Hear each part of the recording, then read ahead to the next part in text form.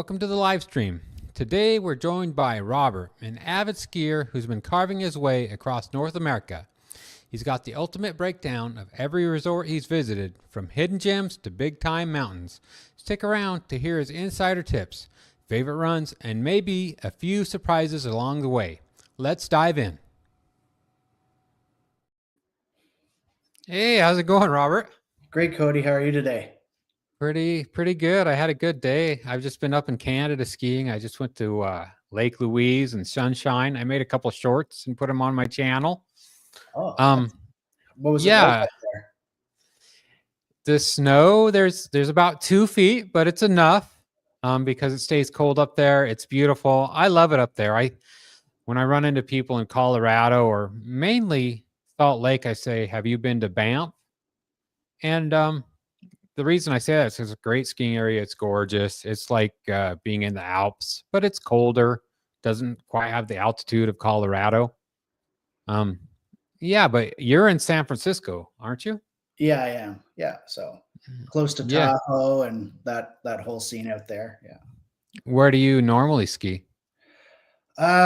Normally it depends on the year and what pass I buy, but Heavenly, Kirkwood, Palisades, North Star, those are the ones that I typically rotate through up in Lake Tahoe. Yeah, you wouldn't think it, but living in Northern California, you're kind of in a short drive mecca of some of the best skiing in the world if some of those powder fronts come in, right? Like Heavenly gets tons of snow. Yeah, they all do. The biggest one's probably Sugar Bowl because it's right on the pass for Yeah. total depth. But when it snows that much, traffic snarls to a stop. So it could be, even though it's normally a 4 hour drive, it could easily be 6, 7 hours plus. But so you got to plan ahead for that. Okay. Well, Robert, I'm excited you did this. You know, we've been watching some YouTube. You have some great stats. And I Okay. think this first question I have that's prepared will be a good one to introduce everybody to you. So let's start with some of my questions here. Can you tell us a little about your skiing background? How did you get started and what keeps you hitting the slopes? Yeah, I was born in Canada in Ottawa, and I guess my first ski trip was around 12 or 13 years old on a school trip. I uh, I always played other sports, mainly hockey in the winter, big surprise. And then I just decided to sign up for a school trip one day because a lot of my friends were skiing, and I had a good time. And then all throughout high school, I was lucky enough to have some friends that had some ski chalets close by, like at Mont Saint Marie or other places like that, like Edelweiss, that are close within an hour of Ottawa. And it was just so different than all the organized sports I was used to playing. So you had a great freedom. It was more about fun, camaraderie, and being out there with your friends. So that's what really started my skiing background. And then once you got out of high school and into university, you have jobs, you get some money. Maybe you go to Stowe, Vermont. Maybe you go to Mont Saint Anne, Le Massif near Quebec City. And I just love to travel, and skiing goes very well with that. That's pretty interesting because I've skied a lot in BC because I'm from Idaho and then even Alberta. And some of those kind of Eastern Canada resorts don't get the attention they deserve, probably. Would you say that? And I could get off on a tangent here, but I think Canada is an overlooked place to ski. A lot of people go straight to Colorado or Banff. Is Would you really recommend some of those resorts you learn to ski on? Yeah, it depends on what you're doing and where you live. I mean, if you're used to skiing Stowe and Killington, you don't want to probably come to Mont Saint Marie that has two lifts. But I mean, it does have like 14, 1500 vertical, 9 or 10 runs. So it's a great day skiing place. But yeah, you hit Mont Tremblant, Le Massif, Mont Saint Anne. They're as big as anything you're going to find in the East. And they're probably a bit bigger than your smaller resorts out west. Mont Tremblant is more like a Beaver Creek or a Snowmass or a Deer Valley, I'd say, where everything is self-contained around the village or I guess North Star and Lake Tahoe. You don't have to go anywhere else. Everything's right there. You just park your car, eat, ski, sleep. Everything's right there. Mont Saint Anne, Le Massif, they get a bit more snow than Mont Tremblant does. That's where the Canadian national men's and women's teams practice their Super G and downhill. So they have some legit courses out there for sure. And if you notice, all the past mogul skiers for men, the past few champions have all been from around Quebec City, and there's a reason why, because they love their mogul skiing out there. And if you look at the demographics, most of the people coming into Mont Tremblant or Le Massif that are not Canadian, they're all from, Eastern US, New York, DC, Chicago. Well, I guess that's Midwest, but, and of course, Boston. It's interesting to think about the mogul skiing. I mean, and I think about Canada. I think of great comedians, right? I don't comedians and mogul skiing don't go hand in hand, but I just think sometimes Canada's overlooked. I was at Fairmont Hot Springs last weekend, and these are great little unknown hot springs. There's also a ski resort there that nobody knows about. There's ski instructors. It's groomed. There's so many great spots in Canada that people don't even know about. But I know you themselves as much as the U.S. ski resorts do. But you'll see a lot of Europeans coming over to them because of the dollar of Canada right now, as you must have seen going to Banff Lake Louise recently, as you described. It's about 30, 70 cents on the dollar, and everything in Canada generally costs less anyway. So, I mean, if you're looking for a new place to go, obviously, Whistler, Banff Lake Louise, Revelstoke, Kicking Horse, depending on the type of skier you are. And then, it's great value for families. Yeah, I think, it's interesting, your Canada background. I just can't say enough about skiing in Canada. But let's go into the next question so we can keep this somewhat short. Maybe we can have another conversation and talk about Canada. But I just can't say enough about skiing in Canada. I love it. People think it's too cold, but it's not. And it's beautiful. Yeah, just bundle up. All right.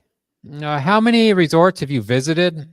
And what inspired you to explore so many? Can you explain your spreadsheet to everybody? Yeah, for sure. I visited about 27 total resorts. I know there are a few listeners that have probably done more, but I'm looking at adding to it. But yeah, I've visited 27, all in Canada and the US. As I briefly mentioned earlier, I love traveling. I think it's great. My wife and I love traveling a lot all over the world, but for skiing, we like Canada and the US.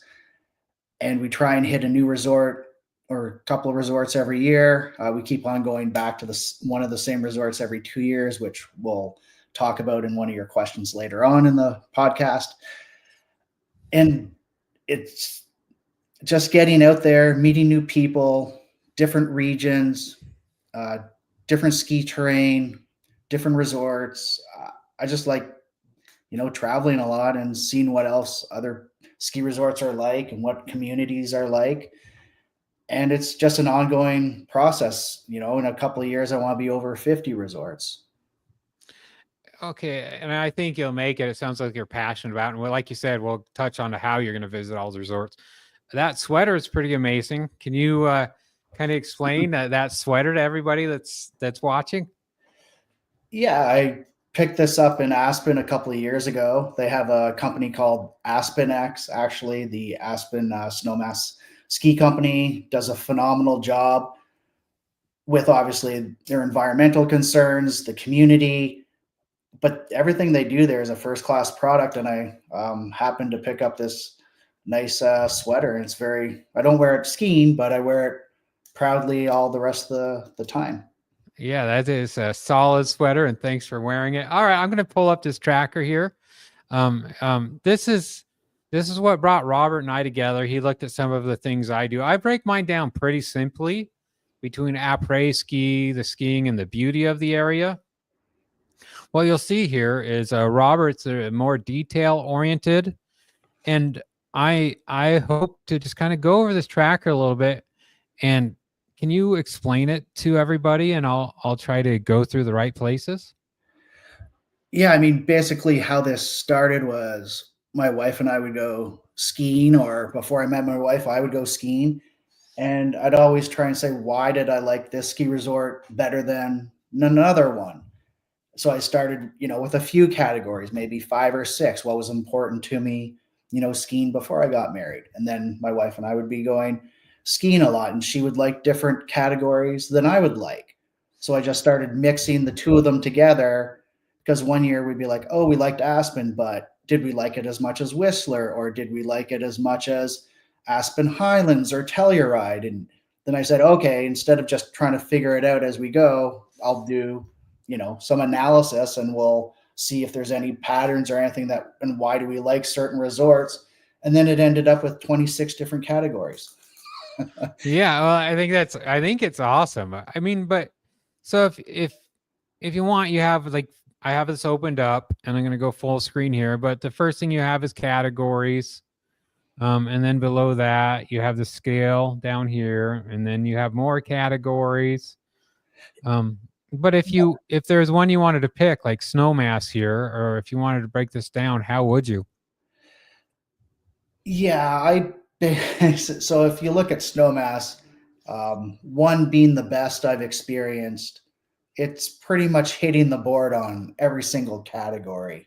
The only ones, probably the powder. It gets just over 300 inches of snow a year, which is phenomenal. Comparing that, that'd be the best place on the East Coast compared with like Stowe and Jay Peak. But out west, of course, Jackson Hole, Alta, Snowbird, Whistler, Blackcomb, they get more. Get a one for the snow, and Snowmass would get a two. But I Okay. mean, just everything in Snowmass I found is almost the best in the U.S. And when I say Snowmass, I also mean um, Aspen Mountain and Snowmass. Oh, you include them together. Okay. Yeah, because of the commute, like, you know, the base at Snowmass isn't that big. So when I'm talking about dining or après ski or the character of the area, for Snowmass, I'm also including Aspen, because you just get on that free Roaring Valley, Fork Valley free bus, and you're in downtown Aspen in like 20 minutes. So, All right. So I look at this. You say snow mass 4. You're including Highlands in that. You're including oh, actual sorry, no, snow that's how many mass. times I've been there in Okay. parentheses. So I've been to like Snowmass 4 times, Beaver Creek twice, Whistler 3 times, and so on. So in a way, you could call snowmass the standard of perfection besides the snow. And like you said, altogether, the perfect resort for you is a 1, and snowmass gets a 1.04 because you were being honest and saying, look, Alta has better snow, right? There's other resorts that get an extra 100 inches a year, and I believe snowmass gets 300 inches a year. Yeah, And right around there are, you look at different sites like On the Snow or all these different other places, and they're like 295 or 320. So I mhm. figure it's, always take in the middle. So it's just over 300. Yeah. I think that's interesting too because I pull up these stats for these reviews and I start to question my sanity. Um, it seems like any resort that people really like, every resort says they get 300 inches of snow, right? Which Yeah. I don't think they all do. And then speaking of Canada, which I know I've gone to the big ones, like Lake Louise, I was shocked. I looked at it. They only get about 170 inches of snow a year. Yeah. But it's still a great resort. So it's all relative. Like if it stays cold enough, 200 inches of snow a year is great. But then you've got places like Alta and Snowbird that just get dumped like 400 to 500 inches of snow a year, and that's like you said, that's the only kind of place that would get 1. Do you have? Let's look. Do you have Alta on your list here? No, I haven't been there yet. I just went to Snowbird. Is Snowbird on here too? Yeah, it's more to the right. All right, Keep let's on look going at. right there, right in between Palisades and Kirkwood. So yeah, look at Snowbird. Some people consider this the best resort in the world, and this is kind of fascinating. I'm not trying to put you on the spot, No, but you can't. you were not a fan of Snowbird, you could say. So if you look at this, the luxury, you say 4 at Snowbird. You're like, nah, that's just not. It just not doesn't cut it. No, I mean, Snowbird is not a luxurious ski resort by any stretch of the imagination. You go there for one thing only, and that's to ski steep powder. And if it, I want to go back and give Snowbird another shake. Maybe go on a boys trip there, but you can't take like the character of the place, the lodging, the access. That's all going to remain the same. We all know what happens if it snows. You can't get up that one road to Snowbird, right? They shut it down, or you're locked in Yeah. the Uh-huh. condo. So as great as that is, when they let the interlock out, I think it's called interlodge.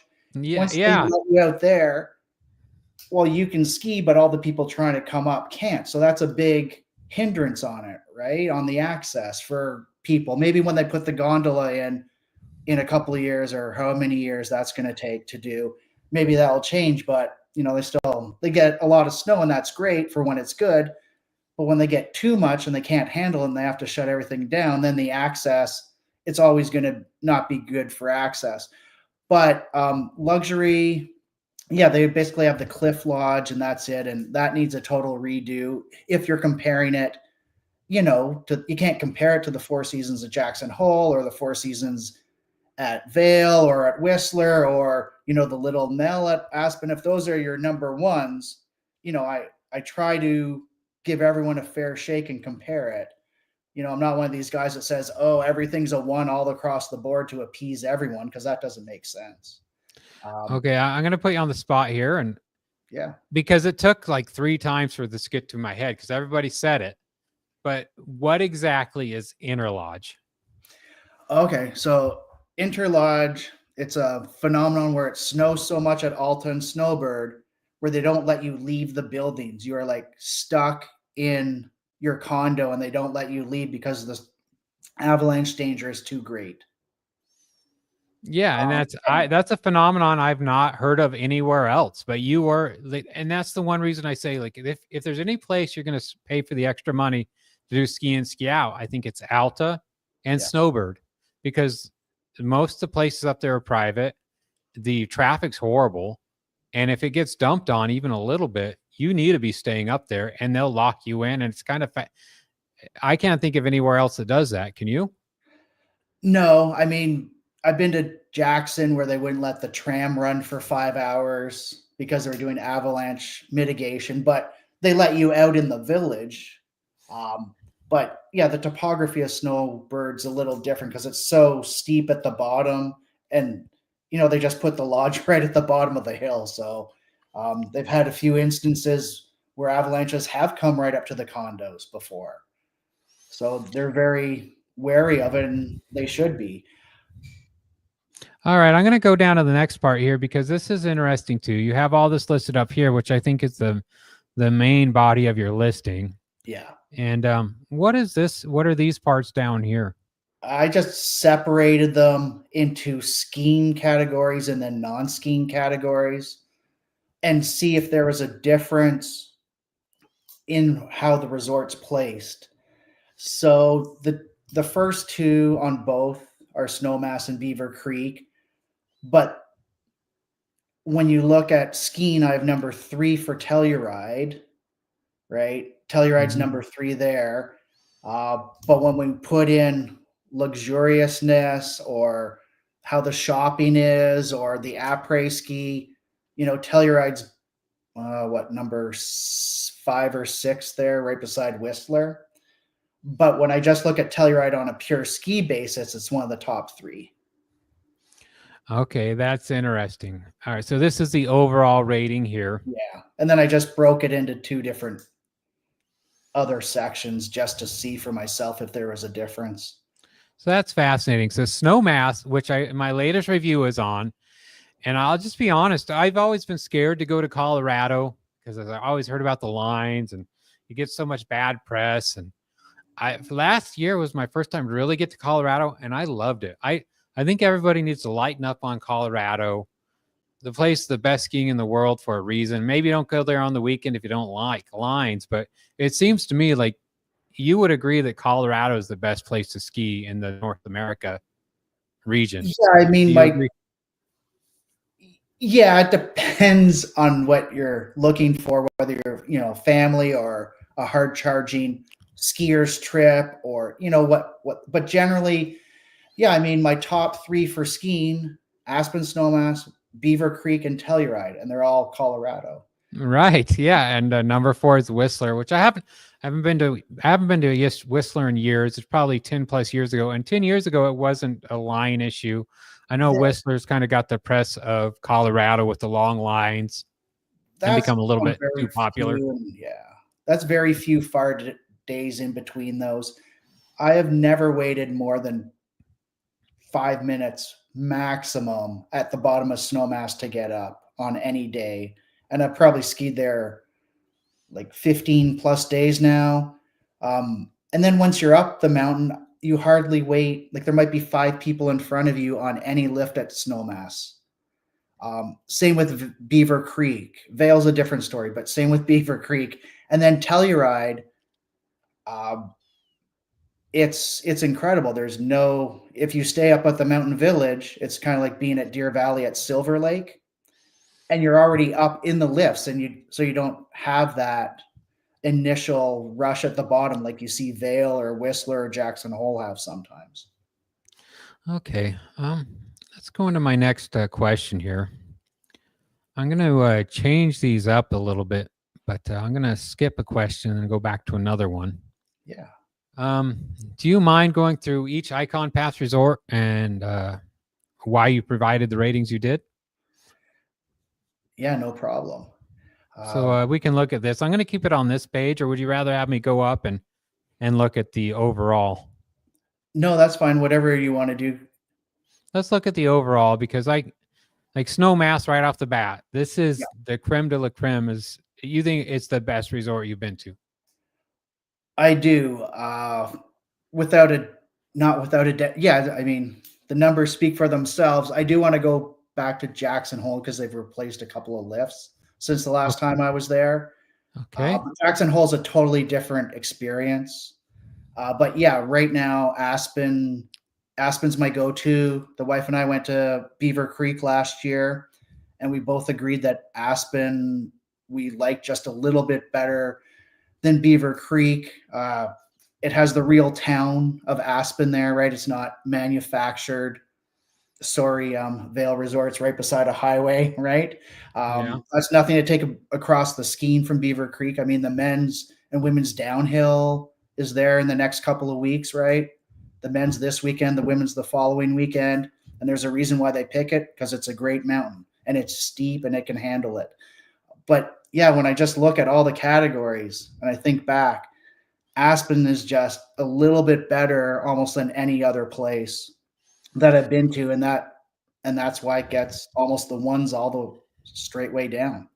Okay. There's whenever I'm skiing somewhere, there's two things I want to know. Is there a place you'd recommend for lodging in Aspen? Yeah, I like to. Well, how much money do you have? Yeah, right. Well, that's what I said in my review. If money's not an option, go to Aspen. Yeah, It doesn't get any better.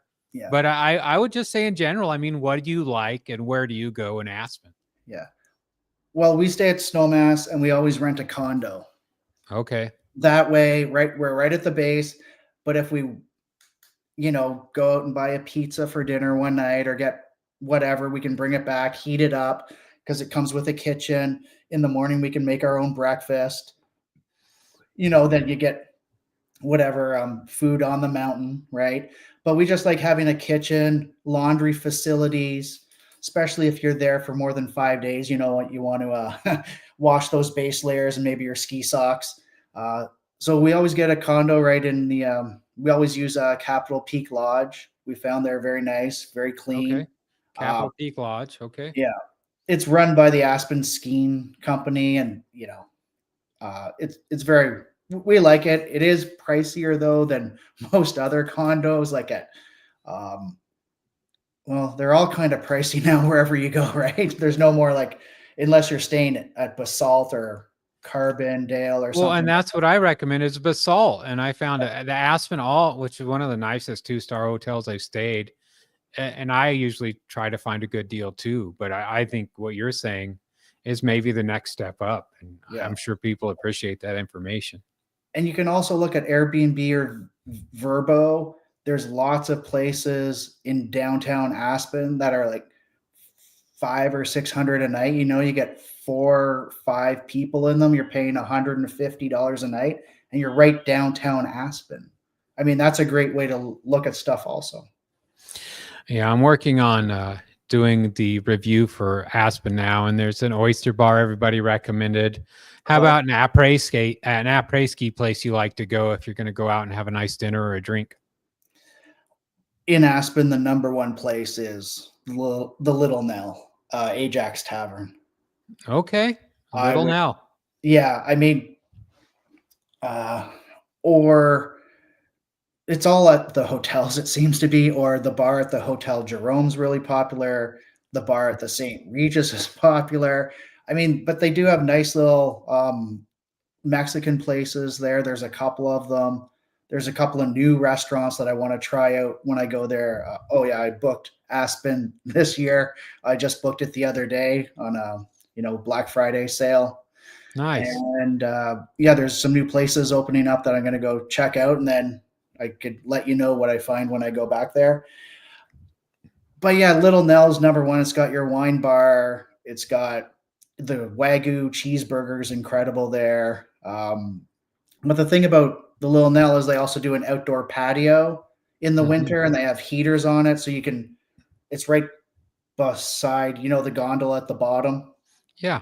So I don't know when they open it, but every time I go in February or March, people are out there later in the afternoon. So you ski down. You can literally just put your skis in the like right beside the gondola, and then just walk over in your ski boots, get an outside table, and if you want to have a drink, your favorite wine or beer, and have a cheeseburger and some of their famous truffle fries, and away you go. If you're hanging out in your ski boots, everything's going pretty well. Yeah. Yeah. All right, here's the next one I'm going to go to that's icon focused, and we haven't talked about it much because you're a fan of Aspen, and I'm doing the reviews on Aspen, Yeah. and I think Aspen's amazing. It's probably the most popular place in the world, but Jackson Hole. Now I have thoughts at Jackson Hole. I've been there a couple times. Is the next place I'm planning on visiting. I love Jackson Hole. I've stayed in the town. I've stayed near the resorts. I think there's a lot of options. And it's interesting. This is your third highest rated after Beaver Creek, and there's nothing. It's either a 1 or a 2. I mean, what are your thoughts on Jackson Hole? Well, I had a tremendous experience when I was there. And Okay. I mean, it snowed a lot.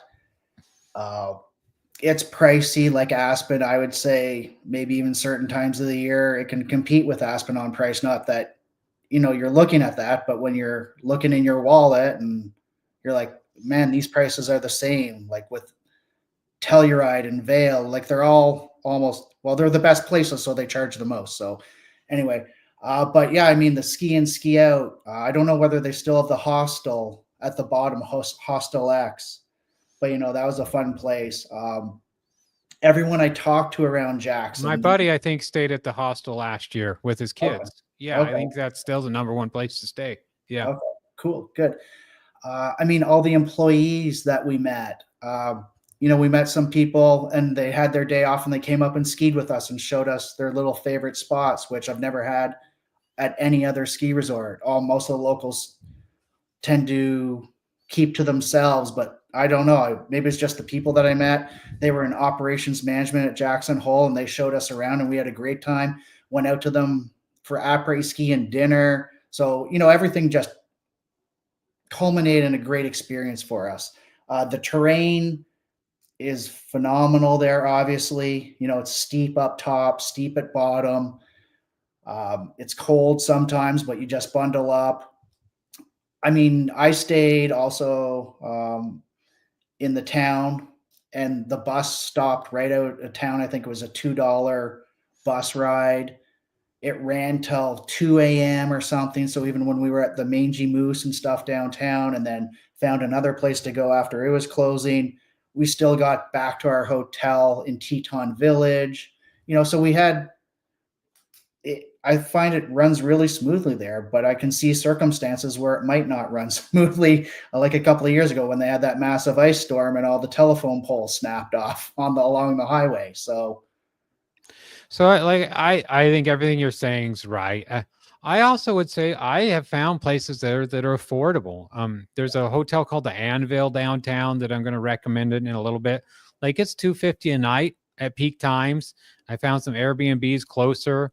I didn't even have to take the shuttles. I'm usually driving, but I personally would recommend to stay in the town of Jackson Hole versus stay right by the lifts because it's just a little more to do. And oh I and it's the Mangy Moose, the place with the crazy bar stools that you sit on and whatnot. no, that's a $1 million cowboy, I think. Yeah, yeah. Okay, sorry. So I Mangy got it Moose wrong. is Teton Village right at the bottom. Okay. Yeah. Okay. Yeah, sorry, but yeah, Jackson Hole, I've never been there where the conditions aren't foggy. And I this is bad luck, but I hope to go back when it's clear. I mean, if the next place is my last live stream was with a guy, Ski Dad TV, pretty amazing skier, modest, great tips on carving, great tips on just about everything. It's just a guy that you can tell lives and breathes skiing. I think he's worked a U.S. ski team, skied in college. Uh, Everybody, if you want to go to Deer Valley and get ski instruction, go to Ski Dad TV. But I think it's interesting because Deer Valley have interesting thoughts on it being number 5. Can you tell me what you think about Deer Valley? Yeah, I mean, my wife and I love Deer Valley. We stayed in the Silver Lake mid mountain area. Mm-hmm. So for skiing first thing in the morning, it was great. We just basically got out and walked 100 feet to the lifts there, and then you could go anywhere you wanted. We stayed at a condo again, not a hotel, but I mean, we had great weather. One of the days, I overnight it snowed 18 inches, so that helped me out a lot. Oh yeah, hard to have a bad day when you get a foot and a half of snow. Yeah. Yeah, but I know a lot of people didn't like Deer Valley gets a certain rap for the certain kinds of skiers they get there, right? Kind of Mhm. like Aspen. But people forget that the US ski team is based just down the road in Park City. And I saw at least 3 or 4 of the best skiers I've ever seen in my life at Deer Valley. They were just incredible.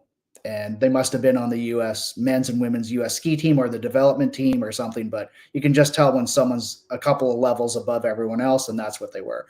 But getting back, yeah, I mean, Deer Valley, great ski in, ski out. My wife had the best ski instructor she's ever had.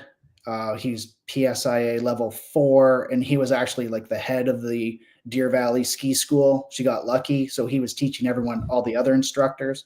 So she had a great time. She learned a lot. I mean, everything runs nicely at Deer Valley.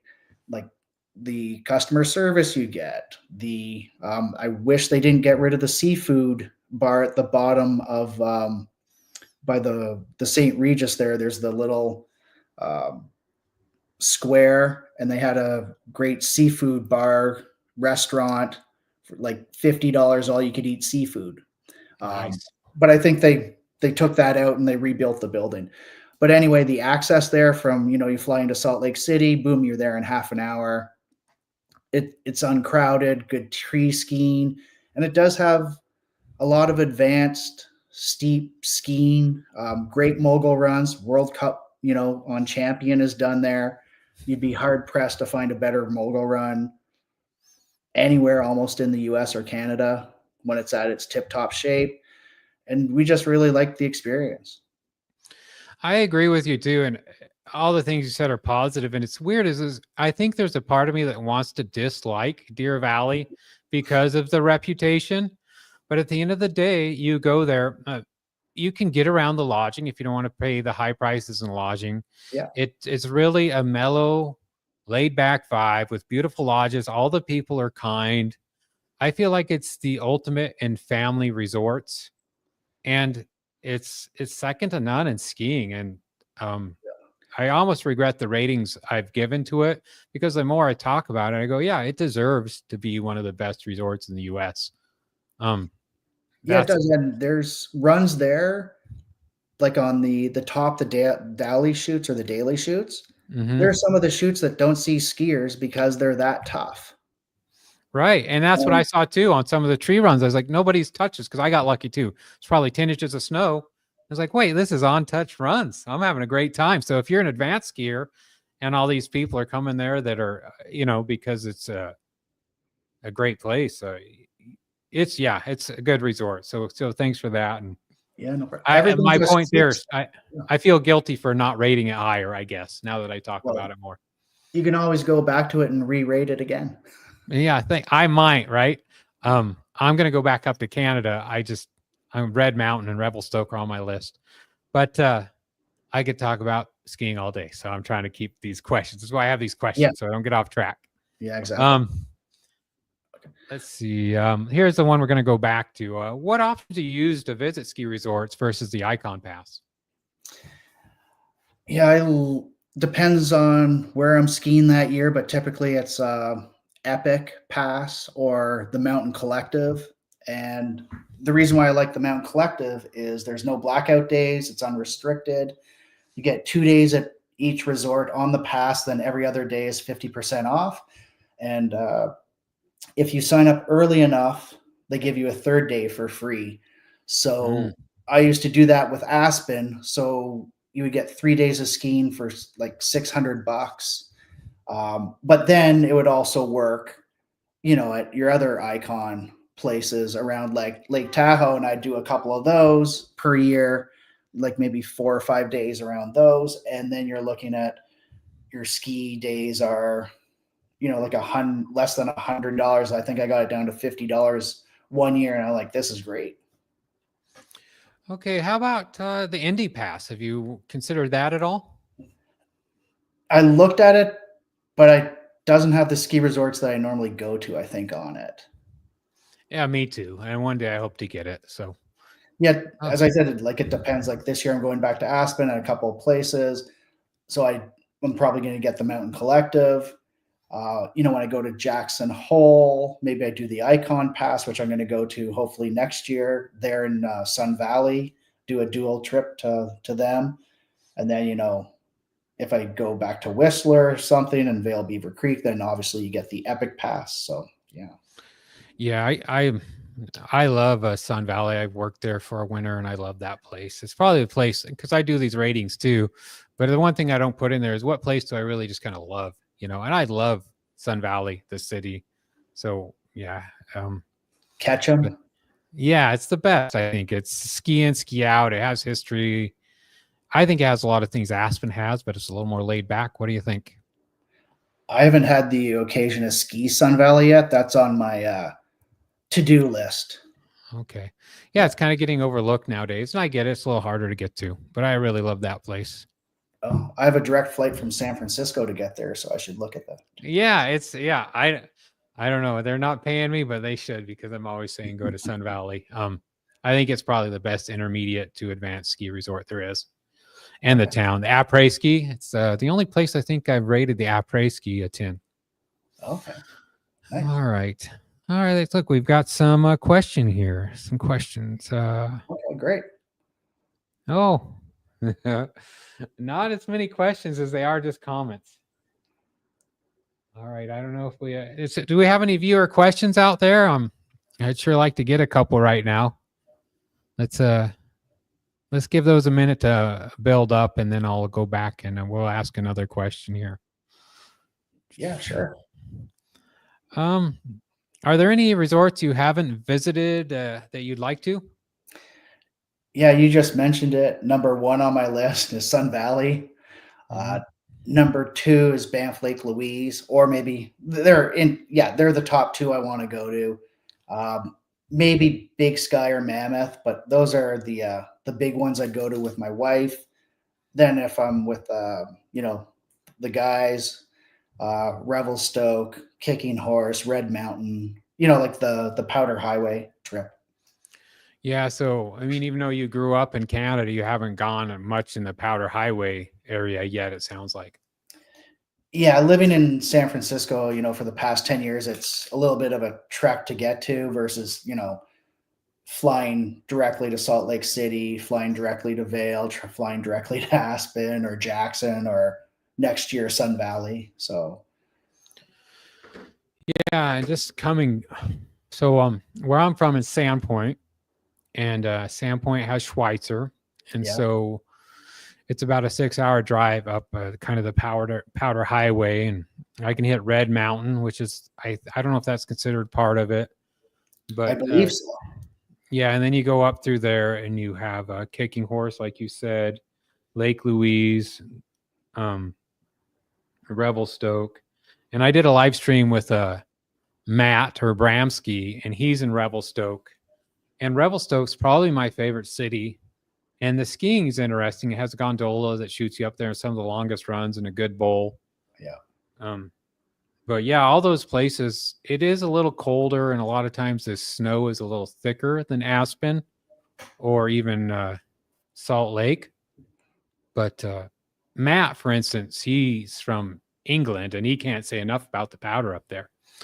Well, I mean, compared to Europe, the powder in Canada is much better. But with Canada, higher elevation, colder temperatures. Yeah. all right, Further away from a big body of water. So yeah. yeah, I guess yeah, it's been nice talking to you. I appreciate your list. I'm gonna ask a couple more questions. What made you? You remind me of a friend of mine that's a very numbers orientated. What I know you mentioned you were going to all these places, but what made you make this detailed list?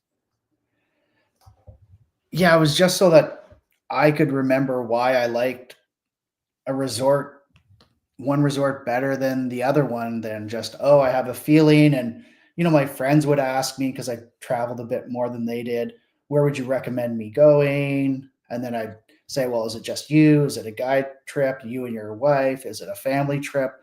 So I just basically started really breaking it down into all those categories.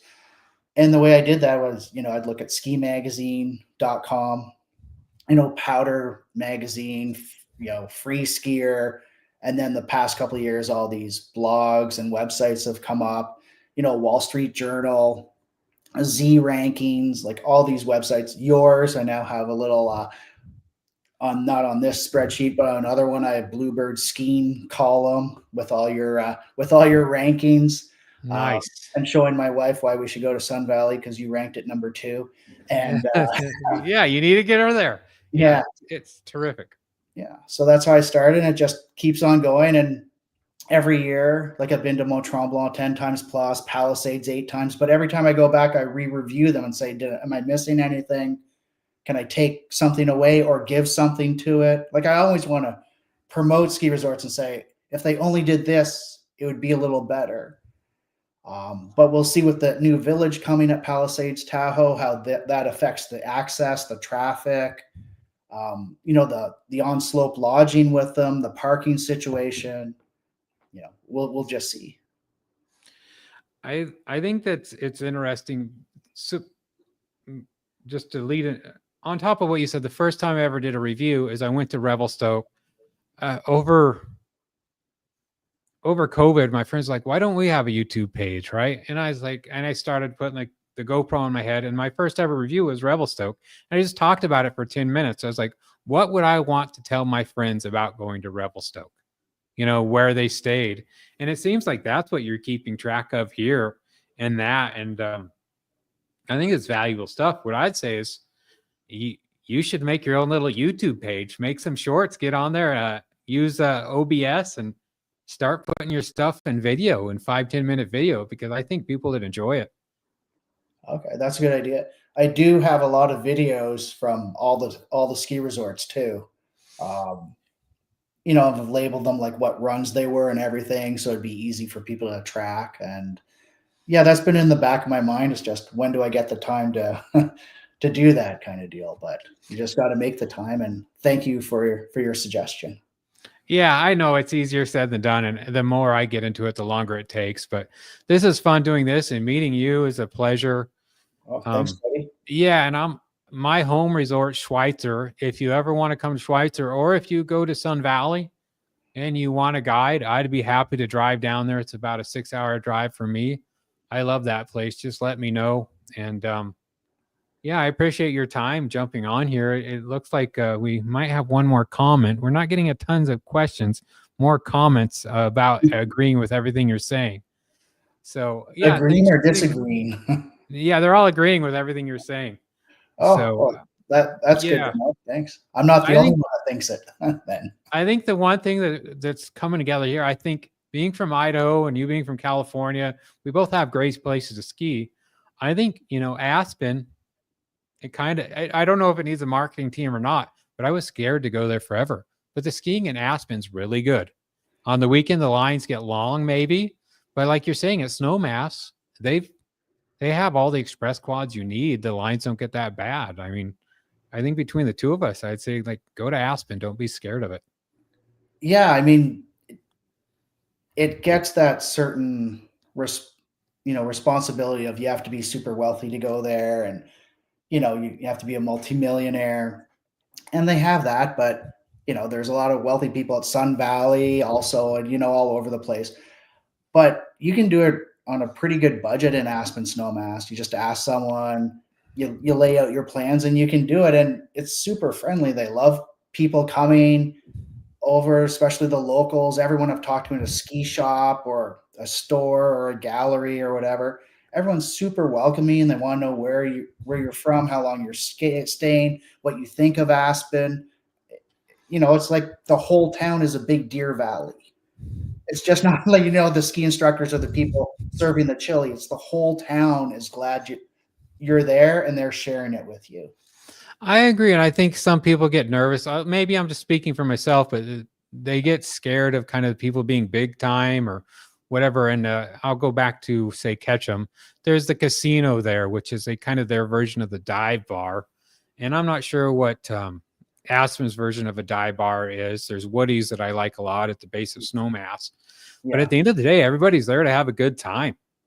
I mean, this is their happy place, and yeah, I think Aspen's a lot of fun.